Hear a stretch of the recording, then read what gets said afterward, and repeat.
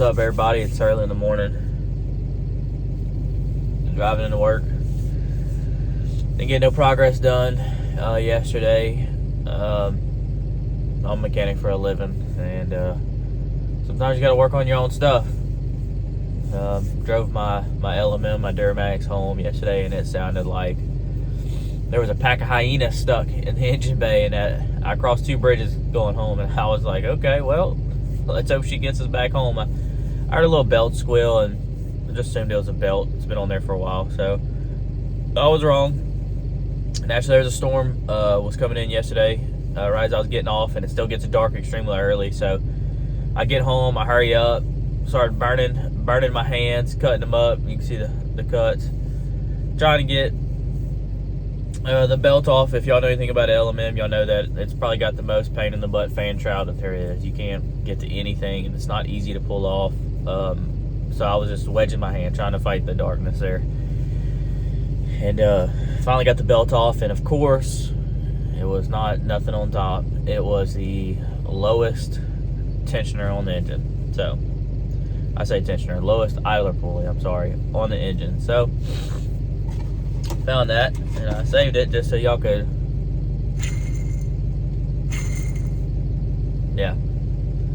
That's not the sound of success right there. That thing was on its way out, and it was very close to just breaking off and leaving me in a real situation. So instead of doing race car stuff yesterday, I had to work on my own stuff, which is never fun. And my frustration was so high by the time I was done with it that it was probably best that I didn't go and try and make any cuts or figure any math up. So it's already Monday. Had some days off for Christmas, so trying to get back in the swing of things, and was tired and all that stuff. So I just went inside, ate some dinner, and watched a little small tire deal that Street Outlaws come out with. I think it's cool. A little more relatable, you know. Still all super cool cars. Just something different. I enjoyed it. So called it a night a little early and tried to get some sleep and wake up with a fresh start today and see if we can't make something happen. So that's where we're at. No progress on Monday. Did have to work on my own stuff, but it's fixed. Sounds good. So one less thing to worry about. And this evening, our plan is probably going to be, I need to pull some measurements on the bed and go ahead and figure out the exact dimensions. So that's what I'm going to do, is I'm going to pull measurements on the bed to see exactly where the rear back half stinger portion, is what I'm going to call it, is going to fall out at. So I think that's the plan. I kind of drew a little sketch of what I think the back end's going to look like framework-wise, or at least be close. So I feel pretty good about it. So, yeah. Little update. Don't go nowhere. Good stuff's coming up.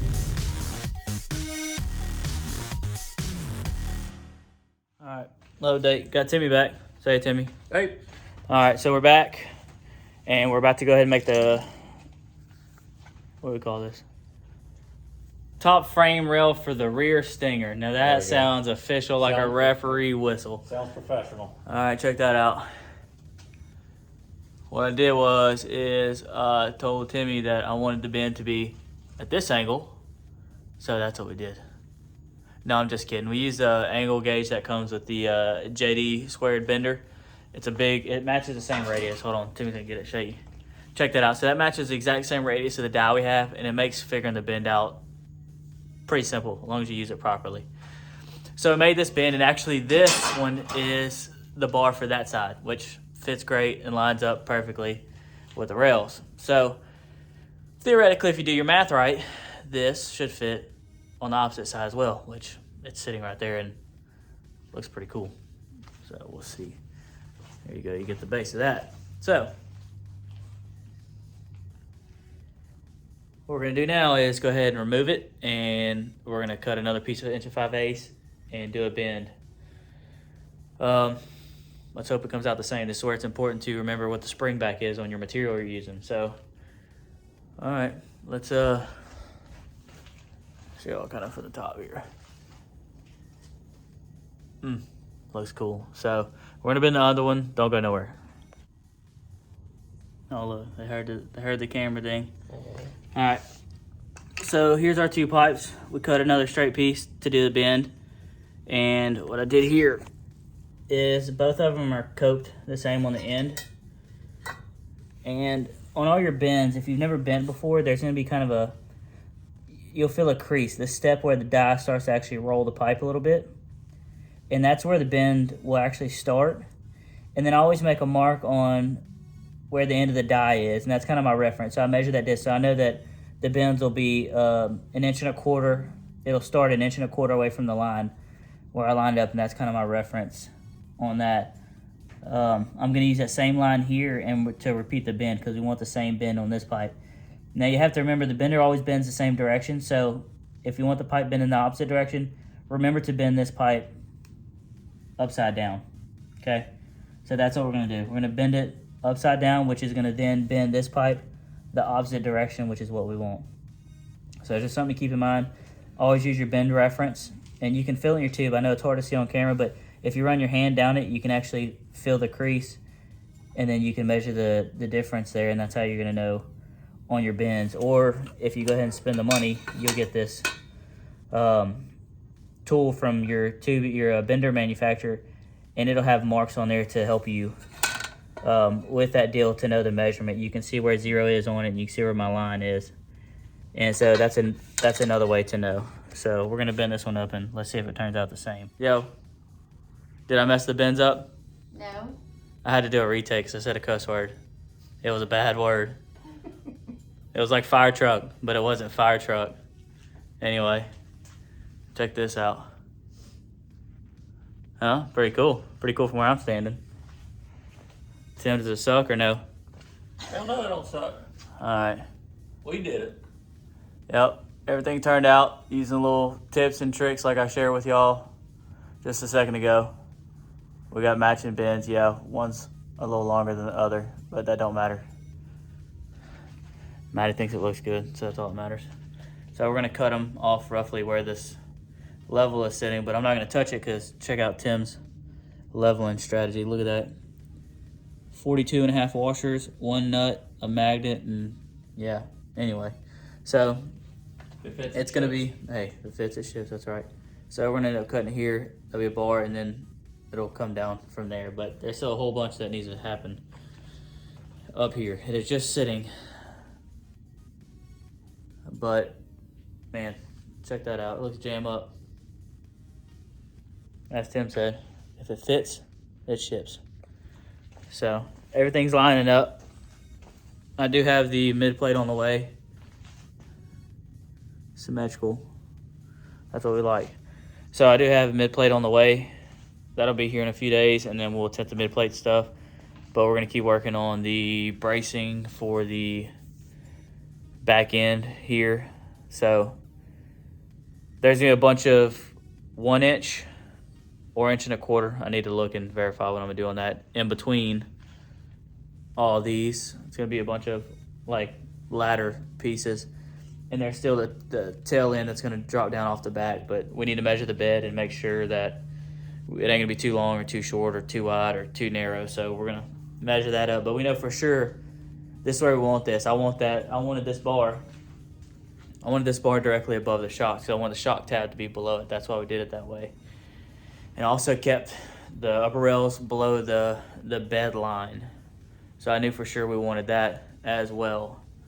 We are building this chassis to where we don't have to have the bars coming out of the top up there. It will be 100% legal, but everybody knows a triangle is stronger, so I might just put them anyway, because at the end of the day, as long as it's safe, I don't really care what you think about it.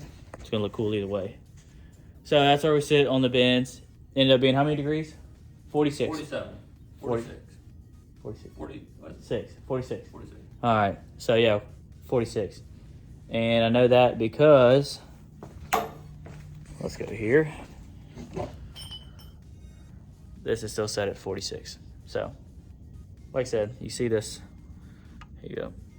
JD squared.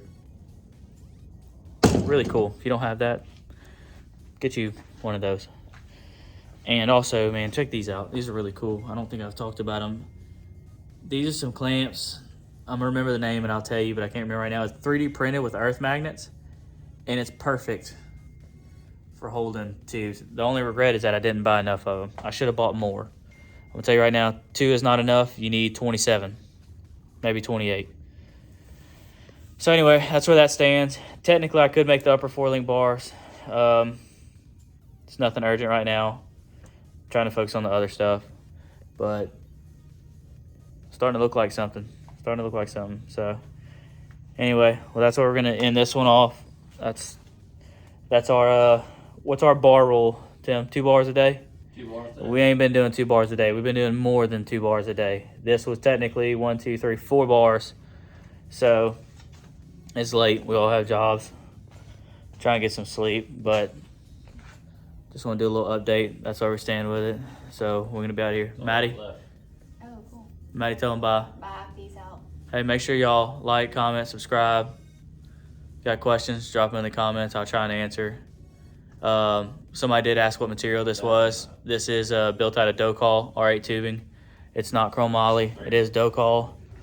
That's why it looks so clean and shiny, because it's Docol. I think it says it somewhere. That's why it's so. Oh no, you can't really see it clear. I was trying to find. Oh, here you go.